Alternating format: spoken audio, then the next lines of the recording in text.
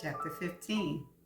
Ashley banged on the front door of the Appalachian farmhouse, alarmed that her father had failed to answer, wondering where he could be. The red Ford pickup he drove was parked in its normal spot, but there was no sign of Spencer Hope. And his blue tick hound, Ace, hadn't run to greet her when she pulled into the driveway. She rattled the doorknob. It was locked. Also unusual in the daytime. Both Cal and Shane worked at the auto shop until 5, but per his doctor's orders, her father had taken an extended vacation. He should be home. The house sat still and quiet, too quiet. The first thought that hit her, her father had suffered another heart attack and had been rushed to the hospital. But if that were the case, either Cal or Shane would have called her, and it wouldn't explain Ace's absence. Her next thought, Ethan. Fear raced through her as she imagined her father lying helpless and bleeding inside the house. She scolded herself for not phoning him that morning with the news that her ex-husband had murdered the security guard. She should have warned her father that Ethan was now a cold-blooded killer. She stifled the urge to call out to Spencer. If her ex-husband was lurking somewhere on the property, she didn't want to alert him. Instead, she creeped to the window on her right and looked inside. From what she could glimpse through the curtains, nothing seemed out of place in the living room. No overt signs of a struggle, but her view was limited by the armchair wedged next to the window. Her father was old school. He only had a landline. She pulled out her cell and tapped in his number. If he was hurt, maybe he could crawl to the phone. The muffling ringle echoed through the closed living room window. She counted 15 rings before disconnecting the call. He was either not inside or she didn't want to consider the alternative. The porch steps squeaked as Ashley made her way back down. She slinked along the side of the house to her father's bedroom. It was impossible for her to peer inside the window, the draperies shut tight. Another red flag. Her father loved waking to the first rays of morning sunlight. He preferred to keep his curtains open. Panic mounting in her chest, she sculled around the end of the house and crossed the back door. She twisted the knob. It was locked as well. If her father was inside, he could be dying. She had to break in. The shed located in the side yard housed Kyle's workbench. He tinkered with all types of vehicles, cars, motorcycles, boats, anything with a motor. He must have some type of tool she could use to force open the doors. After scanning the boundaries of the yard, making sure she was alone, Ashley ran toward the shed. Just as she reached the door, she heard a rustling in the underbrush at the edge of the woods. A chill hit her. It could be Ethan. She dropped to a squat and backed around the corner of the shed. She waited and listened. After a few seconds, a familiar bark split the air. It was Ace. She jumped up and saw her father's dog looping out of the forest. Spencer trailed behind carrying a fishing pole and a mess of smallmouth bass dangling from a stringer. Ashley had never been so relieved in her life. She felt a huge smile cross her face.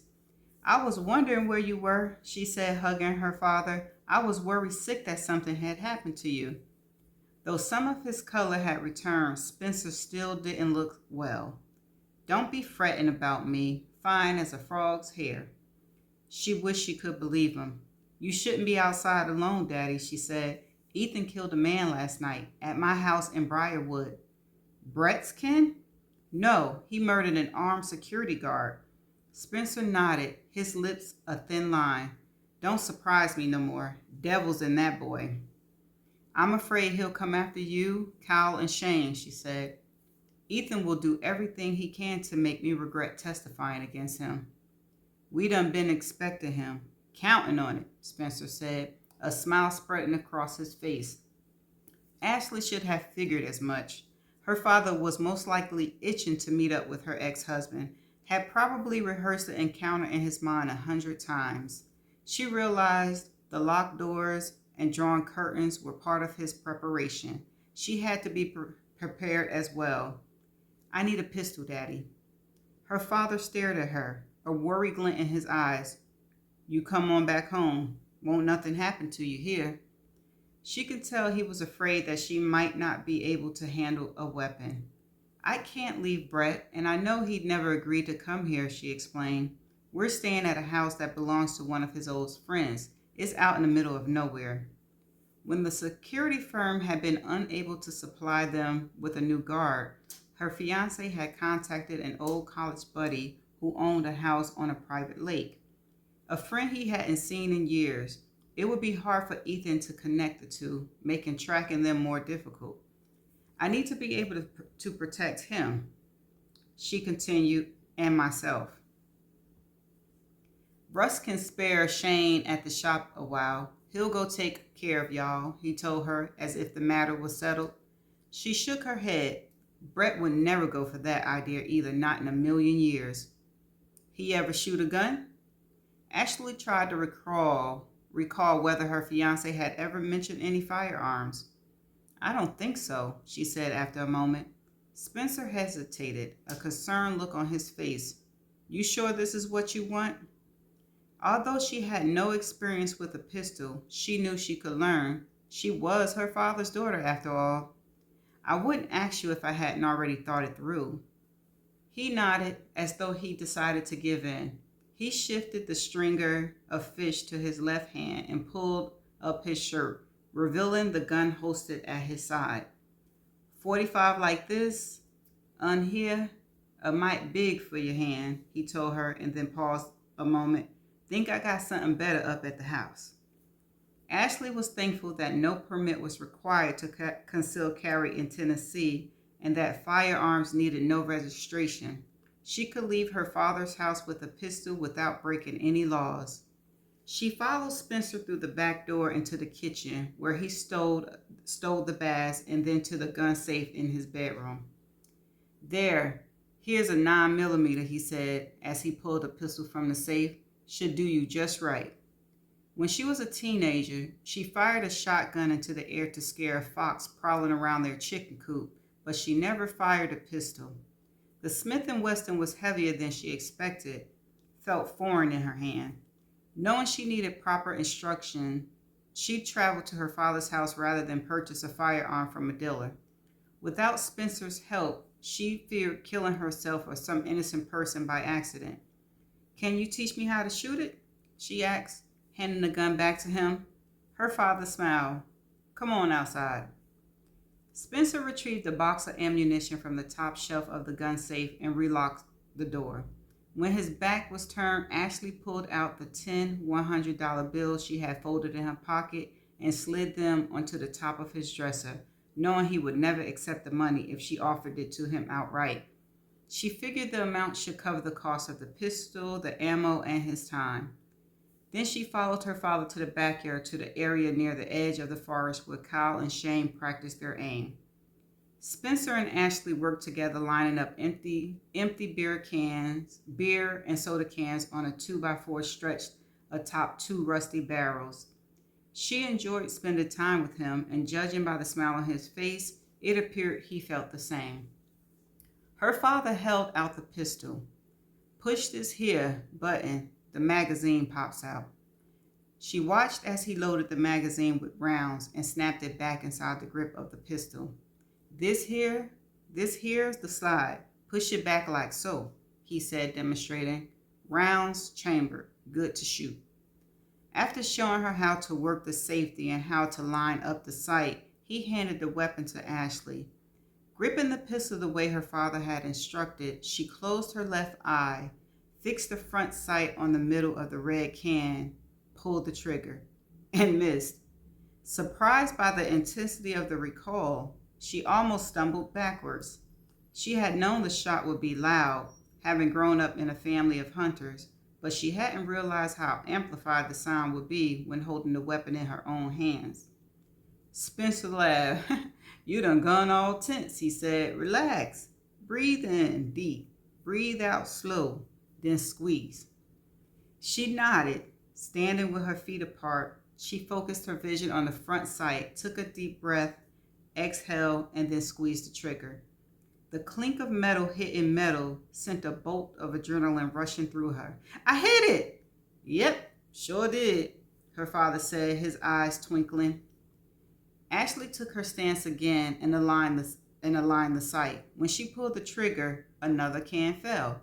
Good job, Spencer proclaimed in a loud voice. The look of pride on her father's face reminded her of her high school graduation. He wore the same expression when he watched her walk across the stage to receive her diploma. He met her gaze. In that single moment, they shared a closeness she hadn't felt in years.